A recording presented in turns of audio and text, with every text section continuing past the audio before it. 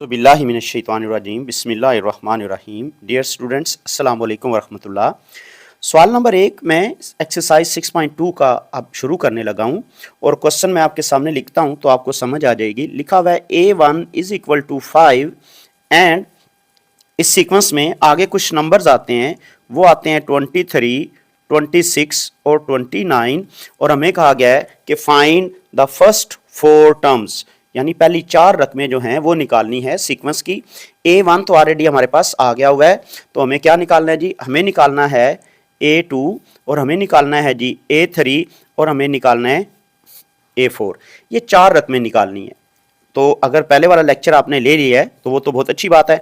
अगर नहीं लिया तो याद रखिएगा, मेरे पास अरिथमेटिक प्रोग्रेशन का nth टर्म का कुलिया है a plus n minus 1 into D. अब इस हिसाब से अगर A1 यहां पर लिखेंगे तो ये रिजल्ट आएगा। A2 अगर निकालना है तो यहां पर n की जगह पर क्या हमें सब्स्टिट्यूट करना होगा जी? 2। तो A2 के लिए मैं 2 लिखूंगा तो ये वाला बन जाएगा a प्लस 2 माइनस 1, यहाँ पर 2 माइनस 1 1 हो जाएगा a प्लस डी। और अगर यहाँ पर मुझे n3 निकालना है तो मैं n की जगह पर 3 रखूंगा तो ये बनेगा a प्लस 2d। जब यहाँ पर 3 रखा जाएगा तो 3 माइनस 1। और अगर मैं यहाँ पर 4 रखूं तो ये बनेगा a प्लस 3d। यहाँ पर मैं 4 रखूं 4 माइनस 1 तो ये वाला बन जाएगा 3।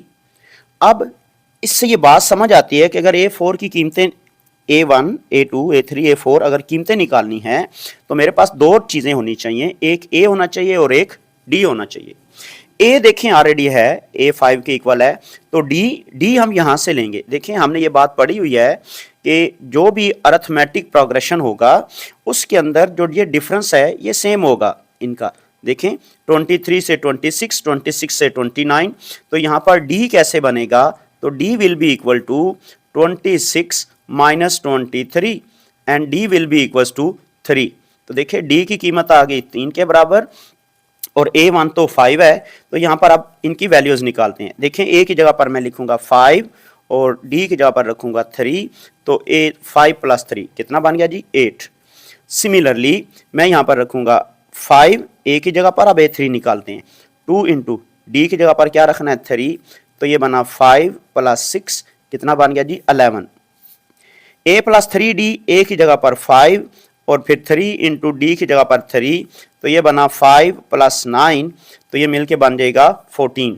तो दिस इम्प्लाइज दैट, इसका मतलब यहाँ पर ये हुआ कि मेरे पास जो 4 टर्म्स निकालनी थी वो कुछ ऐसी बनी। A1 की जगह पर 5, A2 की जगह पर 8, A3 की जगह पर 11 और A4 की जगह पर 14। तो मेरे पास यहाँ तक ये रिजल्ट जो है क्वेश्चन नंबर 1 का ये निकल आता है। और यही आज का हमारा टॉपिक था कि हमारे पास अगर कोई सीक्वेंस दी जाए तो उसकी कोई स्पेसिफिक टर्म निकालना हो तो वो हम निकाल सकते हैं। हमें इसमें उसने 4 टर्म्स बोली थी तो मैंने चारों की टर्म्स जो हैं वो फाइंड आउट कर दी हैं।